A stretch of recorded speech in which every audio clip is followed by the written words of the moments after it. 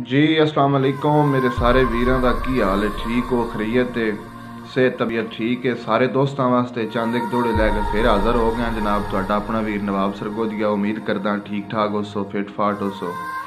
दोस्तों जेडे दोस्त यूट्यूब चैनल ते आंदे ने वो सिर्फ कमेंट करके लाइक करके चले जाते हैं। दोस्तों सबसक्राइब कर दिता करो ताकि मेरी आने वाली वीडियो जी वो तुहाडे कोल नोटिफिकेशन उसका आ जाए। सबसक्राइब लाजमी किया करो। सब तो पहले जनाब दौड़ा फराज खान फ्राम पाकपतन जनाब की नज़र दौड़ा है बई चंगे लगते सफदर पिंड दे विच सजना दे सिर दी ढाल आउंदे उन्होंने मुल्क सलाम करेंदा है वो अपनी आप मिसाल आउंदे ते ना टूटिए कोठियां बंगलियां विच जुलियां विच अक्सर लाल आउंदे वो बेली मुखलिस हो नहीं सकते जिंदे बाण शरीका नाल होवेन। बड़ी नवाजिश जनाब।